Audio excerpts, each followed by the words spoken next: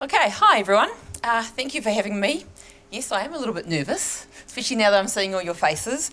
So even though I've been working in this space for about 30 years in sexuality education, I always find though you just don't know how people will take any of the things that we talk about in terms of sex, sexuality, relationships, gender, because they are quite difficult topics for a lot of people. So today, when I thought about what I'm going to do with you, I thought, right, sex, pleasure and cornflakes. Can I just have hands up at the moment if anyone thinks why I put the word cornflakes in it? Right, great. So a few people, awesome. Okay, we'll get to cornflakes soon.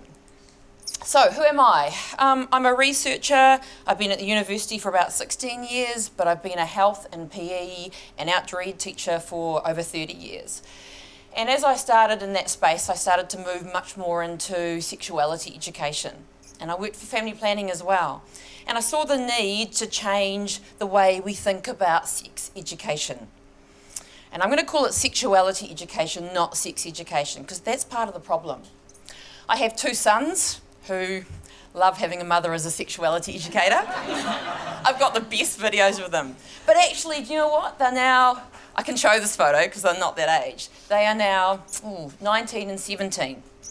And what's so great about that is we have amazing discussions around things like porn, masturbation, you name it. And people go, what? But that's what it should be like. It should be an open conversation. But unfortunately, it's not. And that's why my research is so important to me. I've done a lot of work around pornography education, around changing the curriculum, and trying to make a difference for young people. So the other sort of areas that I work in, my PhD is around research with parents and how they talk to their kids about sex, or don't talk to their kids about sex, or what they actually say. And it's a really strength-based PhD, because what I've found is that parents actually do want to engage in this conversation, they just don't know how. And I've also been doing a big research project around young people's voices around sex relationships. And I'll leave you with this idea before I move to the next slide. One young person said to us, you know, it's like Nike ChCh, learning about sex and relationships, you just do it. What an awesome comment from a young person. So if you've got children here or you're a parent, imagine if I said to you, I'm going to teach you to drive. You know, you're going to teach your children to drive, just get in and have a go. There would be uproar, right? But yet we don't do relationships and sexuality. And we need to be careful. This research report came out 2017, and it said 78% of parents would be confident teaching their own children about sex and sexuality. Yeah, right. I've taught for how many years at uni? 16 years. And the students keep saying, we get nothing. We're not getting it from schools, we're not getting it from parents, we're not opening the conversations.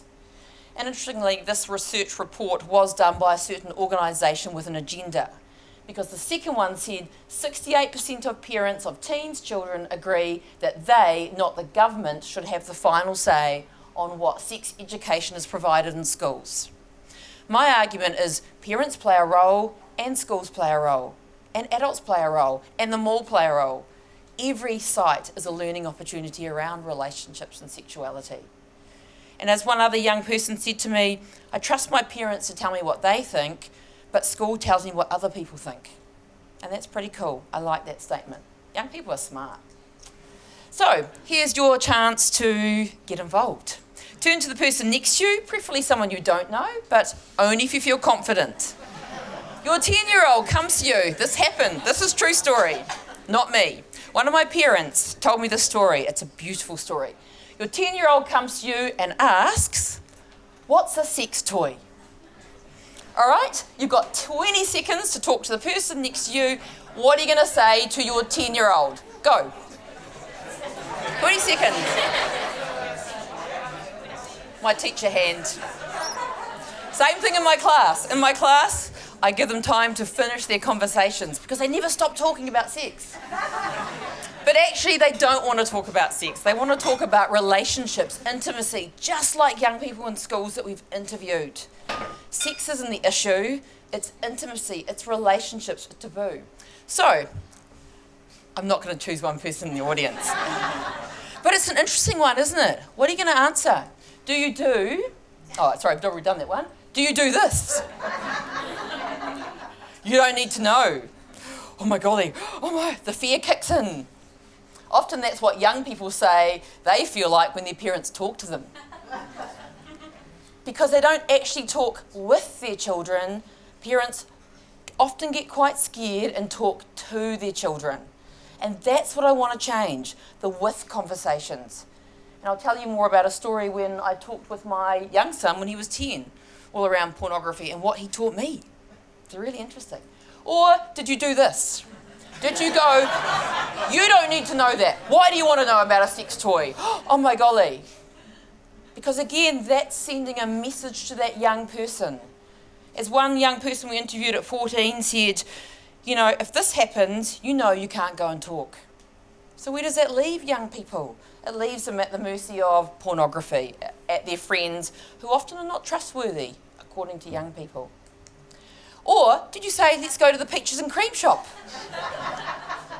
Now, lots of us would laugh at that one, thinking, 10-year-old? Obviously, we wouldn't take them to the shop. But did we send messages that were more around why people might use sex toys? Thinking about it from a pleasure lens, but also from a 10-year-old lens. What a 10-year-old wants to know is quite different to what a 14 or a 16 or a 20-year-old.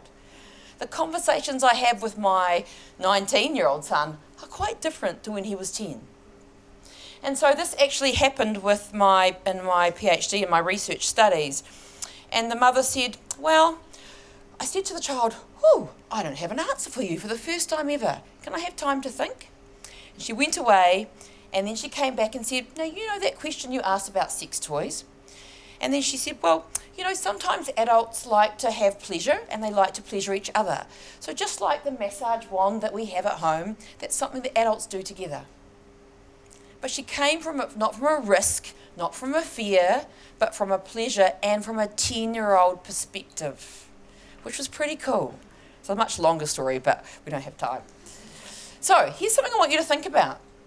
So if I said to you, sexuality education, because this is my thing that I have dealt with for 30 years. What do you think of when you hear the words sex education, sexuality education? Now, some of you are quite young, some of you are a mixture of ages, and you should say, great, you've been in a school, you're younger, you should have had quality sexuality education. But that's not what we're hearing. So, just in your own mind, think about what words do you connect? Is it these words? Was it risk-based, fear-based, puberty, periods, prevention, STIs, pregnancy, wet dreams? Okay, so they're important. But was it about relationships, lust, pleasure, orgasm? How to be a good lover? And in fact, when I work with parents and running workshops, I often start by saying, you know, I want to make sure my sons are really good lovers. And they're like, what? Well, you want them to be a bad one? Seriously. And then we ask the question, so what do you need to have a good relationship? Intimacy. What do you need to be a good lover or a good partner? And it's these things. It's joy of, you know, the ethic of self-care. So you care about yourself, and to do that you need to understand your body, but you also need to have that relationship with other people, that ethic of care for someone else. So why are we not, this is what we should be teaching. And not just in schools, for parents. When you're a parent, and I've got 2 sons, it's scary sometimes. And then we've got the whole thing around gender. Because when I asked you what you said to that 10-year-old about a sex toy, did you think about if it was a girl or a boy? And why should it be different? Because in my research, we found that a lot of parents talked about wet dreams, masturbation, etc. with their sons, but not a single person talked about masturbation or understanding their body with their daughters. And that actually, from research, is actually not a good thing to do. I'll explain that in a moment. Because remember, it's important that sex occurs between people, not bodies. And that's probably the message and the thing that I try to work with in my research and with my students. It's about people, not just one body and another. So a lot of the work I do is around sort of Foucauldian ideas around the deployment of sexuality. Because what we know is that sexuality is a social construct. It determines the words I can say. Can you say masturbate in your house? Could you? Could you say the word sex? Or like some of the parents I talked to were basically told, if I hear that word again, you'll be kicked out of the house. So much risk discourse that now they don't like their bodies as an adult. And that's got to change. And it still is happening. Deployment of sexuality determines who we can love, the behaviours we can do and what we can't do, how we touch ourselves, how we touch others. And this is why we get into the cornflakes. But it also talks about the orgasms we can have. All right? Is it okay? Are there gender differences? Why should there be? What does that mean? How does that play out? And also the guilt I feel. And I think after 30 years, the guilt I feel is the one part which is why I'm still so passionate about this area. And it's hard. Being a sexuality educator, I have to deal with a lot of feedback. When I created a resource around sexuality education for 5 to 8-year-olds, I got emails saying, how dare I teach kids about sex? It was really horrible emails, and yet there wasn't a mention of the word sex in the whole resource. It was skills, friendships, respect for self, relationships, and naming body parts. Really simple stuff. Stuff that we need from 5 right through until we need when we are 100. Relationship skills. So, cornflakes. This boy knows about cornflakes. The reason I put cornflakes is that many of you might know, about a quarter of you by the looks of it, that people talk about how cornflakes were created to stop young boys masturbating. And that's so when you're eating your bowl of cornflakes tomorrow, you'll be thinking, right, there's a reason I'm eating these cornflakes, okay? But actually that's not true. They weren't created for that reason. But Kellogg, who was part of the whole cornflakes business, was a person that advocated that if you eat them, it would be really good and it would help you to stop masturbating. So it's interesting how things change. Deployment, sexuality determines how we live, what's okay, what's not okay. And here's some examples of contraptions that we use to control people's ejaculations. Well, particular people, obviously boys, all right? And can you imagine the impact on people? The ideas around the fact that you can't control that bodily response, then what's wrong with you? So you know that now today's world, there is a lot more discussion around boys and masturbation and ejaculation, but still that silence for girls has implications. So I wanted to give you a couple of quotes today because I think these are really important. So this is what one of the parents said. But I mean, my parents, my father especially, he was so strict that anything to do with sex or anything like that was forbidden and, like terrible. So I've never really been comfortable about sex and, I'm embarrassed about my body and that's just because of that. I was always taught that sex was wrong. This is a recent quote from a parent who's in their 30s. So this is my recent research I've been doing. And those things have to change. It's really important.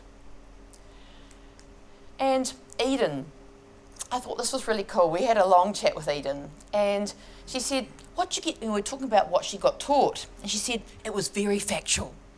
But I never got taught about what it was like to be horny. Like, what the fuck is going on? What is this feeling?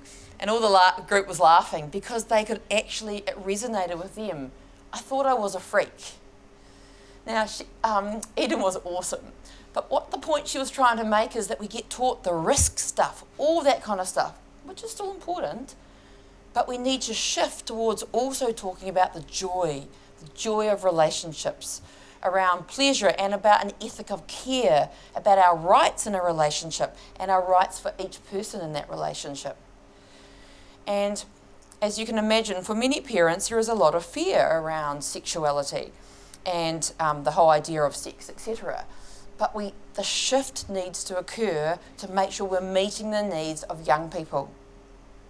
So just recently we finished 22 focus groups with young people and the messages coming through are still the same. And we've called our research Left to Our Own Devices. because that's what they're telling us. We are left to our own devices. Even friends aren't necessarily that trustworthy all the time, but that's how we're finding out stuff. So I've also been doing a lot of work with the Classification Office. So they released 3 reports around pornography. And what we know is that young people are using pornography, okay, because it's much more easily accessible. But mainly they were using it for curiosity and to learn about sex, and accidentally. And so if we've got young people who are accidentally using it or trying to learn about sex, then what do we need to think about to counter those messages? So we wrote a big resource for educators around how to talk about pornography in classrooms and in their school sexuality education.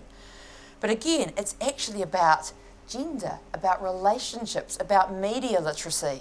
That's the things that young people are saying. We want to know about relationships, the tricky stuff, right? Most of you in this room could probably name the clitoris and the penis, but trying to navigate a relationship with someone, that's tricky. And that's what young people said.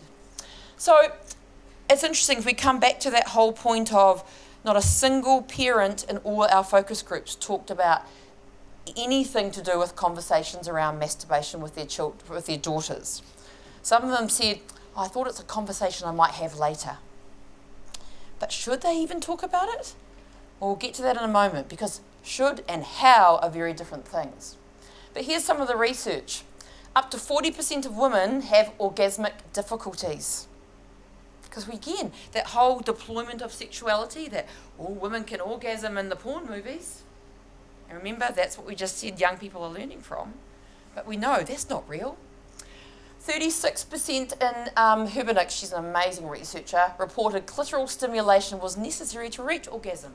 It's okay to know that. Women who have difficulty experiencing orgasm have reported problematic communication with sexual partners.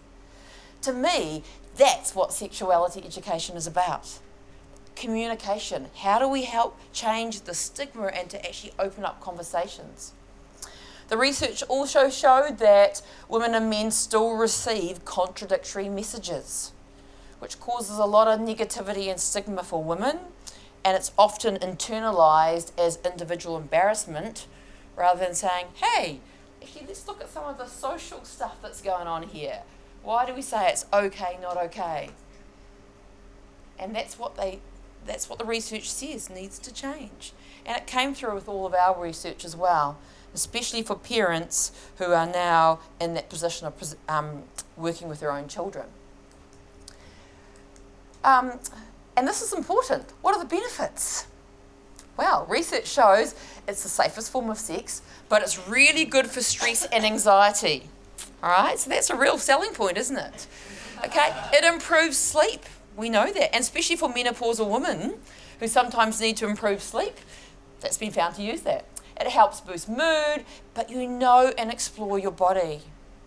And it's interesting because in my research, the parents were very clear that they wanted their daughters to have confidence, they wanted them to have positive sexual relationships, they wanted them to make sure that they got pleasure in relationships.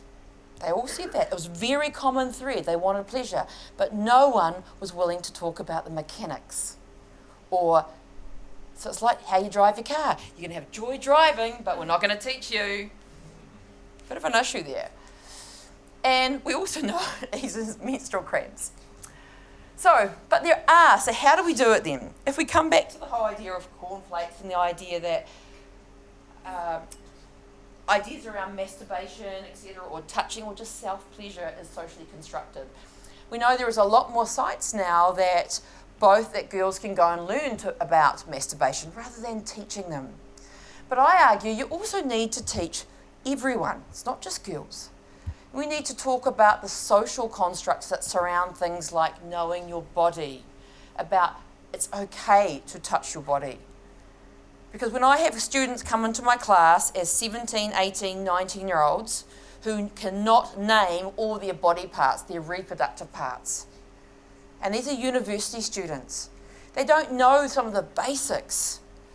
It's concerning to me. And I've been finding that actually that's been getting worse. Knowing your body is really important to have intimacy, to have a healthy relationship with yourself or somebody else. So, and I had to share this quote with you. So Tanya said, you know, my son said, what's a 69er? And I sort of went, ah. But then he said, nah, it's okay. I've looked it up. I just thought I'd ask you. I love that quote. I've got heaps of them. Other kids have said, oh, don't worry, Mum, I've already Googled it. But these kids are trying to play with their parents because they know that sexuality is taboo, that it's not okay, or it's a difficult subject. Whereas my kids don't ask me anything. They're like, nah, Mum will have a conversation. But what we do now is we do talk about the world. We talk about different rights of women around the world. We talk about orgasms. We talk about differences between gender. We have different conversations. And I love that last one.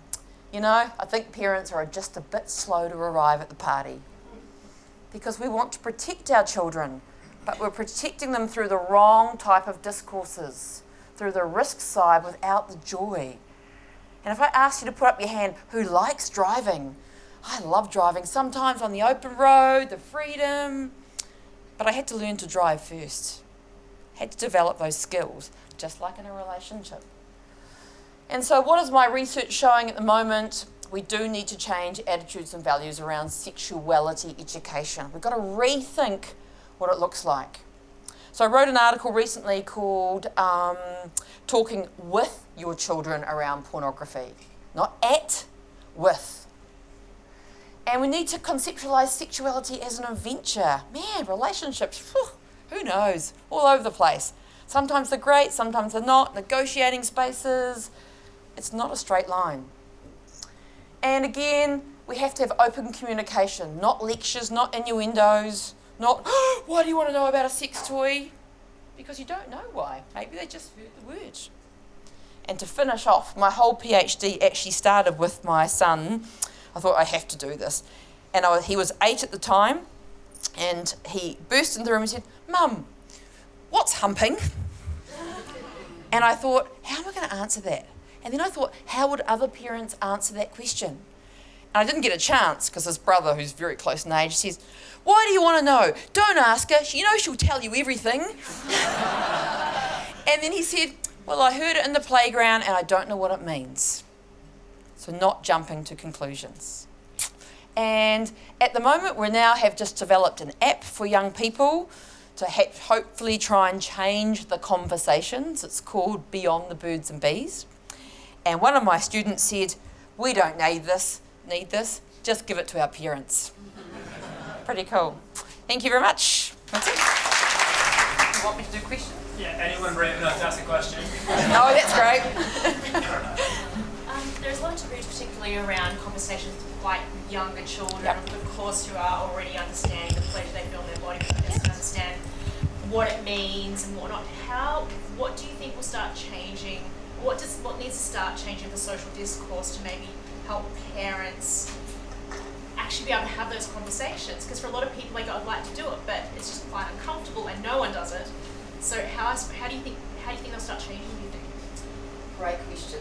And it has to change too. When you've got, 4, 5, 6, even that age, as soon as they get to 5, they're in a classroom and you'll get young people 5 years of age rubbing themselves against things because it feels good. But again, it's about their self-pleasure, isn't it? It's about understanding their bodies, and often it's just a safe, soothing thing. So I think the conversation has to change by, first of all, looking at how we understand pleasure. Right? And pleasure comes in many different forms. And that's one of the whole chapters of my PhD, is getting the examples that parents are trying to work with us. How do we change it? Good question. We've got to get rid of the word sex and move it into relationships and sexuality. I think is really crucial. We'll just have to keep starting. And remember, it's a 5-year-old. You don't give them an answer that's this long. You answer what a 5-year-old wants to know. Or it might be a question like, well, what do you think? What do you think is a sex toy? Why do you want to know that? Oh, what do you already know? And then go from there. What are there actual guides out that parents can potentially access? Okay, great question. That's something we're writing about. Yes, there are heaps and heaps of guides. But one thing I have a problem with all the guides is you should do A, B, and C. the most important thing is communication with your child. That's what the most important thing is. So I'm advocating for open communication around relationships, around self, rather than saying, use the expert manual. And unfortunately, there's too many self-help books all the time, and parents are what's happening in my research is they're becoming so petrified with, am I doing it the right way, that they're actually not talking with their child. I'm going to stop because someone else is doing it. Thank you very much.